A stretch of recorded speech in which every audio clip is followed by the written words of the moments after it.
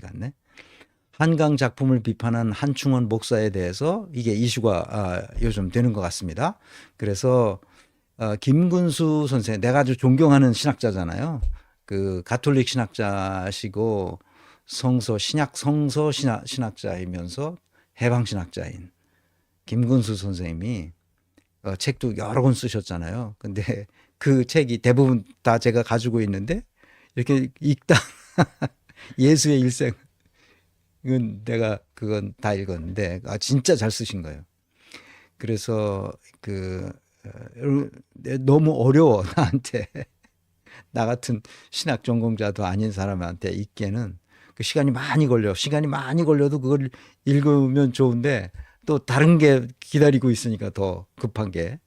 그래서 경영학자로서 우리 김근수 선생님한테 내가 진 빚이 굉장히 많아요. 그래서 가끔 이렇게 그 페이스북 이렇게 보다가 김근수 선생님이 뭘 했나 이렇게 봅니다. 그러면 이게 올라왔던 거야. 한강 작품을 비판한 한충원 목사. 한충원 목사는 누구냐? 한승원 그 한강의 아버님이죠. 한승원 그 작가의 친동생이에요. 그러니까 한강의 작은 아버지죠. 한강의 삼촌이에요. 한강의 삼촌이죠. 한충원 목사가. 근데 한충원 목사가 그 한강 작가에 대해서 아주 신랄한 비판을 했어요. 이 한충원 목사는 68세니까 뭐 우리 또래죠. 그 나보다 뭐 한 1, 2년 아래인 것 같은데 노벨 문학상 수상 작가 한강에게 보내는 삼촌의 편지를 페이스북에 썼단다. 그래서 제가 이게 다 읽어봤습니다. 무지하게 길게 썼어요. 내 생애 페이스북에서 이렇게 긴 글을 처음 읽었습니다. 다 읽었습니다. 그는 한강 작가의 아버지 한승원 작가보다 17살 어린 동생으로 한강 작가에게 삼촌? 아니 작은 아버지 전남대 기계공학과 출신 7호 학번으로 대전 행복이 넘치는 교회 기독교 한국 침례회의 소속인가 봐요. 침례신학대학을 나왔어요. 그러니까 기계공학과를 나와서 한국국방대학을 뒤에서 설명합니다. 거기 담임 목사로 있단다. 한중원 목사 글을 읽으며 참 답답하고 슬펐다. 어떻게 저런 무식한 사람이 목사가 되었을까? 아니 김근수 선생 굉장히 이렇게 온화하신 분이거든. 그런데 단도직입적으로 저런 무식한 사람이 목사가 되었을까? 그러니까 이거예요. 저런 교회에 다니는 성도들은 또 무엇이란 말인가? 쓸데없는 글이라 페이북에 옮기고 싶지도 않다. 이렇게 강력한 글을 쓰셔가지고 내가 그 한승원 목사 그 페이스북에 들어가서 그걸 다 읽었어요. 아무리 읽어 내려가도 끝나진 않아 이 글이. 그러니까 세상에 그렇게 긴 글을 페이스북에도 그걸 받아줘요. 한승원 목사가 어떤 사람인가 봤어요. 전남대 기계공학과를 졸업하고 97년서부터 2024년까지 약 45년이죠. 45년간 국방과학연구소에서 수석연구원으로 있다가 금년에 퇴직했습니다. 금년 초에 퇴직했어요. 그러니까 이제 그렇게 어떻게 그렇게 오랫동안 일하는지 연구소니까 그게 가능한지 어쩐지 모르겠습니다. 1997년에서부터 2년간 국방대학원 논산에 있는 국방대학원을 나왔습니다. 국방관리 학기인가 뭐 그런 거겠죠. 2010년부터 2013년까지 3년간 한국침례신학대학에서 신학과를 졸업했습니다. 대전에 있어요. 침례신학대학이. 그리고 2014년에 현재 2014년부터 현재까지 약 10년간 행복이 넘치는 교회를 맡고 있습니다. 그러니까 아마 개척교회인지는 모르겠어요. 큰 교회는 아니고 아담한 교회처럼 보입니다. 그 대전에 있죠, 물론. 그 기독교 한국 침례회 소속 교회인 것 같습니다. 뭘 얘기하려고 하냐? 내가 그걸 다 읽어보고 왜 김근수 선생이 한충원 목사에 대해서 어떻게 저런 무식한 사람이 목사가 되었을까? 저런 교회에 다니는 성도는 또 무엇이란 말인가? 이렇게까지 말하게 됐는지를 내가 이해하게 됐습니다. 다 읽고 나서. 그래서 한승원 목사가 쓴 자신의 페이스북에다 쓴 11월 7일 페이스북 글을 제가 쭉 읽어봤어요. 노벨 문학상 수상 작가 한강에게 보내는 삼촌의 편지. 근데 이거를 끌어다가 이 한강 작품을 비판한 글을 끌어다가 쓸 수 있을 만한 언론사가 누구겠어요? 조선일보겠죠. 월간 조선에다 이걸 딱 갖다가 썼습니다. 노벨 문학상 수상 작가 한강의 삼촌 한충원 목사가 돌팔매를 각오하고 쓴 조카에게 보내는 편지. 과거의 상처를 헤집어 파는 듯한 시각으로만 쓰지 말고 채식주의자는 청소년들에게 읽혀서는 안 돼. 한충원 목사가 그렇게 썼습니다. 그러니까 내용은 이거예요. 4.3 사건이나 5.18 등 현대사에 대한 한강 작가의 역사 인식이 잘못됐다는 겁니다. 4.3 사건이나 5.18은 공산주의자를 반대하는 사람들과 공산주의자들을 활용하는 이 두 이념 대 이념의 싸움이었다는 거예요. 그런데 한강 작가는 그렇게 역사를 인식하지 않은 잘못된 역사인식을 가지고 있다는 거죠. 한충원 목사가 하는 얘기입니다. 근데 그런 역사의식이 된 것은 30대쯤에 기독교인이 아니었다가 30대쯤에 예수님을 만나서 아마 구원의 확신을 갖게 되신 모양입니다. 그래서 한승원 자기 형님이죠. 한승원 형하고 이게 논쟁을 벌인 거예요. 문학에는 구원이 없습니다. 그랬다가 한승원 작가가 자기 동생 한충원에게 되게 매몰차게 야단을 친 모양이야. 그래서 둘이는 서로 이렇게 소원한 관계가 됐다는 얘기가 거기에 구체적인 사례까지 들어가면서 쭉 내리 썼어요. 그리고 채식주의자 같은 경우에는 이제 어른들의 성행위 또는 성적 묘사 또는 불륜과 같은 그런 이야기들이 아주 섬세하게 나오잖아요. 그러니까 그런 것은 아이들한테 좋지 않다. 그런 식으로 소설을 쓰면 안 된다. 문학에는 구원이 없다. 오로지 예수 그리스도로만 구원을 받는다. 그러니 너희들이 생각을 돌려 먹어야 된다. 이제는 그리스도로 돌아오라. 예수 품으로 돌아오라. 회개하고 돌아오라. 이러는 거지. 그런 글로 썼습니다. 그러니까 기독교 목회자의 관점에서 본 한강 작가의 작품에 대한 문제점들을 이야기하고 있습니다.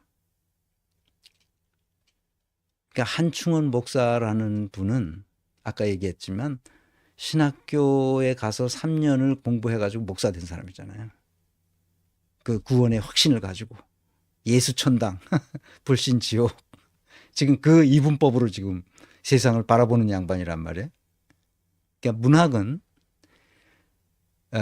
어떤 인간사에서 문학이 어떤 역할을 하는지에 대해서는 아무런 감각이 없는 사람이죠.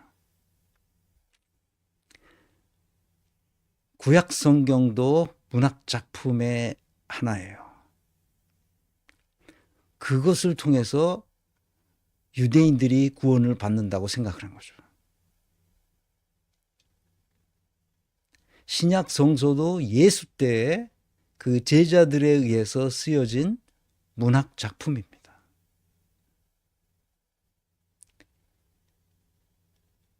그래서 예수 믿는 사람들은 그 작품 속에 구원이 있다고 생각하는 거죠.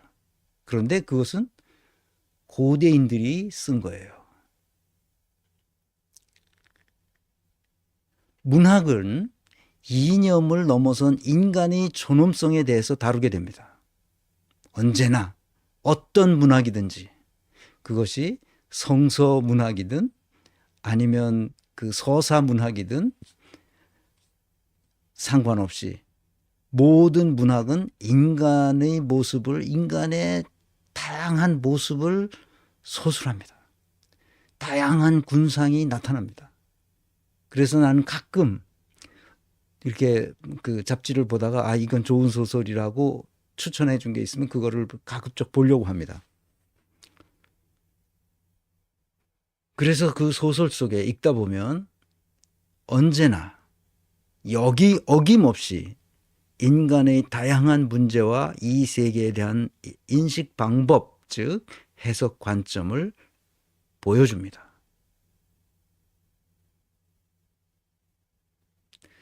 나는 문학이 한충원 목사처럼 어떤 이데올로기에 빠지게 되면 그것은 인간의 영혼을 죽이는 것이라고 생각합니다.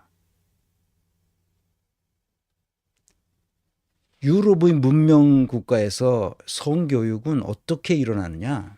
그래서 문학이 중요하다는 것인데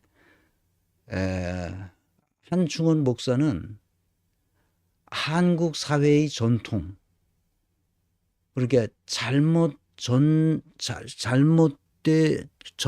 그러니까 한국으로 수입된 이 외래 종교들이 얼마나 잘못된 방식으로 샤머니즘화 되었는지에 대해서 전혀 이해를 못하고 있는 거예요.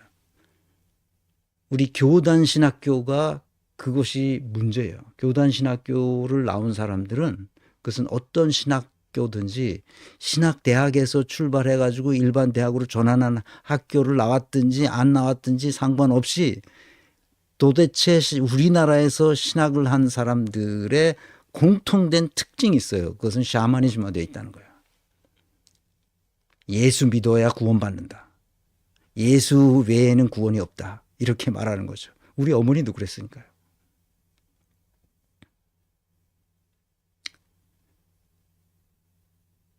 독일에서 성교육은 내가 아는 한 독일은 4학년까지 일반적으로 4학년까지가 초등학교고 김나지움을 들어가면 5학년서부터 이제 김나지움이거든요. 그러니까 5학년, 6학년 이때 성교육을 합니다. 이때 성에 대한 기본 지식을 배우고 자기 신체가 어떻게 변화되는지도 가르치고 사춘기에는 어떤 현상이 일어나는지도 가르치고 그래서 아주 구체적인 내용을 배우게 돼요. 성, 사랑, 그리고 인간관계, 임신, 출산, 그리고 피임 방법, 그리고 성병을 예방하려면 어떻게 해야 되며 그 다음에 모든 인간이 성적 자기결정권을 가지고 있다는 이런 내용들을 본격적으로 가르칩니다. 학교에서. 그리고 성적 다양성과 성소수자에 대한 우리가 어떻게 이해해야 되는지, 우리가 차별하면 안 된다는 것을 어떻게 아이들에게 가르쳐 줄 것인지를 학교에서 가르쳐 준단 말이죠. 학교에서 아이들이 그것을 인식하도록 가르칩니다.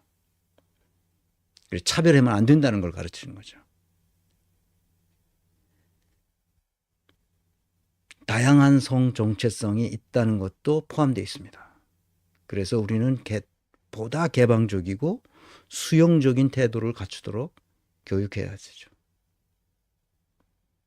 내가 동방예의지국에 갔다가 늦게 독일 대학에 유학했잖아. 거기 나보다 그 몇 년 아래에 있는 몇 년이 뭐야 한 7, 8년 아래인가 그런 애들이죠. 7, 8년 5년에서 하여간 한 8년 그 사이에 나보다 나이가 적은 아이들하고 같이 공부했잖아요.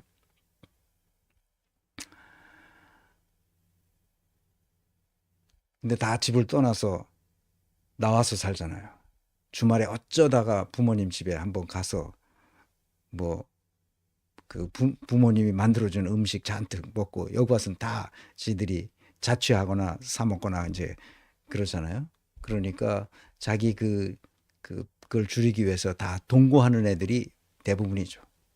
남녀가 같이 동거하는데 아무 거리낌이 없습니다. 나는 그래서 처음에 가서 야 이거 너무 문란한 거 아닌가 얘네들이. 그런데 이 동방예의지국이라는 게 아주 쓸데없는 잘못된 인식이라는 것을 그때 거기서 알았어요.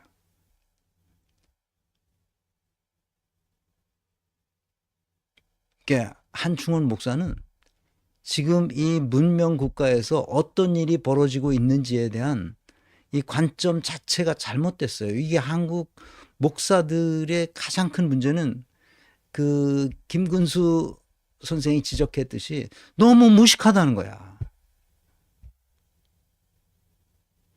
너무 무식하다는 거야. 너무 무식하다는 거야.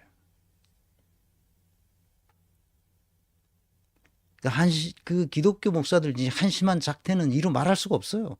이건 한충원 목사를 통해서도 금방 알 수가 있어요. 내가 왜 한심하다고 생각하느냐? 무식해서고 고대 문서인 성서를 그 시대에서 그 지역에 사는 사람들이 어떤 생각을 가지고 썼는지를 알아야 된단 말이야. 그런데 구약성서, 내가 뭐 구약성서를 알면 얼마나 알겠어요. 내가 김건희보다 구약성서를 더 잘 알겠어요. 김건희는 구약성서를 다 외운다 그러잖아. 그러니까 김건희가 얼마나 훌륭한 사람이야. 김건희보다 내가 구약성서를 다 모르지. 그렇지만 나 대강은 알거든. 그러니까 구약성서를 읽다 보면 웃기는 얘기가 너무 많아. 그 사랑 이야기 나와요. 그 아가서라는 게 있잖아. 아가서. 그거는 다 사랑 얘기야. 유명한 사랑의 이야기를, 남녀 간의 사랑의 이야기를 매우 감각적으로 시적으로 묘사한 게 바로 이 아가서거든. 애정 표현, 신체적인 묘사까지 포함되어 있어요. 아가서에는. 그리고 또 다윗과 밧세바의 이 다윗이 모욕하는 밧세바의 모습을 보고 뿅 간 거야. 그래가지고 그 남편을 전장에 내보내고, 내가 지난번에도 얘기했지. 전장에 내보내고 남편을 죽게 하고 그 밧세바를 취하잖아. 그 많은 비극적 사건이죠, 그게. 뿐만 아니라 소돔과 고모라도 다 그런 얘기야. 성적 타락에서 나온 이야기라는 것이 성경에 다 나오고, 더 심각한 것은 유다 같은 경우는 자기 며느리를 그렇게 잘못 오인해 가지고 성관계를 맺는 얘기가 거기 나와. 성경에도 다 나와. 삼손과 들릴라는 우리가 뭐 너무나 잘 아는 얘기고, 그리고 또 내가 여러분들한테 꼭 그때 고대 사회에 어떤 제도가 있었는지를 말해주고 싶은데, 요 형사 취수 제도가 있어요. 형사 취수 제도. 이게 뭐냐면 형제가 있는데 형이 결혼했는데 형이 먼저 죽었어. 무슨 일로. 그럼 형수가 과부가 된 거 아니야. 그러면 과부가 된 형수를 자기 아내로 동생이 받아들여야 돼요. 그게 형사 취수 제도야. 형사 취수 제도가 이스라엘 사람들에게만 있는 게 아니라 우리나라 삼국시대에도 있었어. 우리나라에도 있었다고. 고대 시대에 다 있었단 말이야. 그러니까 형사 취수하는 제도를 성서에 나와 있으니까 우리도 그렇게 해야 된다고 주장할 수 있어? 말도 안 되는 얘기라고 사람들이 생각할 거냐. 그런 게 사회 제도라는 게, 관습이라는 게 그렇게 변화왔고, 우리의 인식이, 이 세계를 인식하는 방식이 근본적으로 바뀌었단 말이야. 그래서 여기 오난 이야기가 나오잖아. 오난 얘기가. 그래서 형수가 마음에 안 들어. 그 동생이. 형이 죽었는데 동생이 동생이 형수가 마음에 안 들어. 그렇지만 결혼을 해야 되고, 그래서 오난이야. 그게 오난이라는 놈인데 그 놈이 창세기에 나오는 얘기야.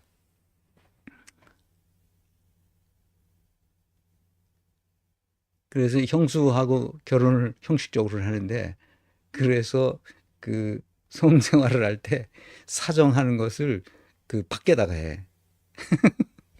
그 얘기야 성경에 다 나와. 성경을 안 읽어보신 분들은 창세기만 봐도 그게 다 나온다니까.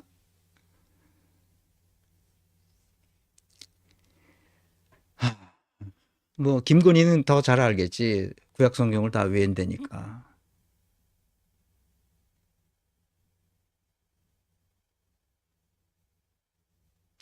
그 시대, 그 지역에 사는 사람들이 만들어낸 여러 가지 관행과 제도는 그 사회가 그렇게 함으로써 유지될 수 있기 때문에 그렇게 하는 거거든. 지금은 그럴 필요가 없으니까 그렇게 안 하는 거야. 그러니까 성서에 있는 텍스트를 그 당시에 왜 그렇게 할 수밖에, 그런 텍스트가 나올 수밖에 없는지를 이해해야만 오늘날 우리의 시각으로 그 제도를 어떻게 해석할 수 있을지를 알게 된단 말이에요. 그 오늘날 시대 정신을 가지고 있는 게 중요해. 그래서 그런 시대 정신은 역사 의식으로부터 나오는 거란 말이야.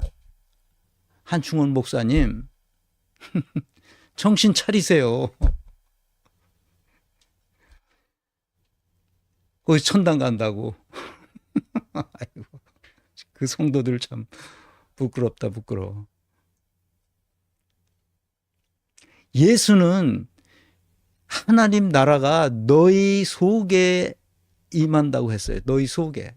우리 지금 이 땅에 오도록 우리가 만들어야 될 책임을 우리에게 줬다고 예수가 가르치는 것이. 예수의 가르침은 딱 두 가지라고 내가 계속 얘기해. 흡혈귀들이 빨대를 빼앗아야 된다는 거고, 흡혈귀들에게 독사의 자식들이라고 말했어요. 저주했다니까, 예수가. 두 번째 가르침이 뭐냐? 지극히 보잘것없는 자 하나에게 한 것이 바로 나에게 한 것이라고 제자들에게 가르쳤단 말이야. 그 두 가지가 핵심이야. 그 신학교에서 엉터리로 가르친 목사들이 나라를 망치고 있어요.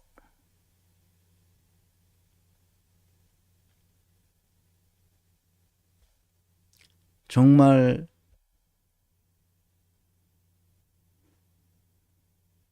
그 한강 작가의 이것은 고통 속에서 쓴 거예요. 이 시대에 우리가 어떻게 먹는 건지, 무엇을 어떻게 바꿔야 할 것인지를. 그래서 누가 피해자고 누가 가해자인데 왜 우리는 그것을 제대로 인식하지 못하는지, 그거의 절규로서 쓴 책이란 말이야. 공대 나와서 신학교 가서 3년 배워가지고 목사가 된 사람이 뭘 알아? 한심한 거지. 그러니까 우리 기독교 전체가 저 따위 목사들이 판을 치고 있기 때문에 문제라는 거예요.